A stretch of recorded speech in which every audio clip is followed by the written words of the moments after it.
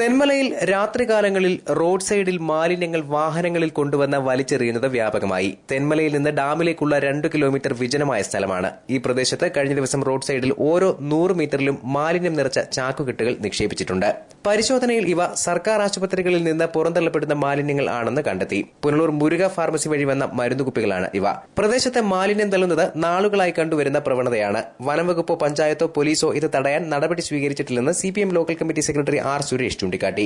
ഈ തള്ളുന്നതിനെതിരെ നടപടിയെടുക്കുന്നതിന് പഞ്ചായത്തോ police ഡിപ്പാർട്ട്മെന്റോ forest ഡിപ്പാർട്ട്മെന്റോ യാതൊരു നടപടിയും സ്വീകരിക്കുന്നില്ല. ഫോറസ്റ്റ് ഡിപ്പാർട്ട്മെന്റിന്റെ കീഴിലുള്ള ഫോറസ്റ്റ് ഭൂമിയിലേക്കാണ് ഇത്തരത്തിലുള്ള പ്ലാസ്റ്റിക് മാലിന്യങ്ങൾ വലിച്ചെറിയുന്നത്.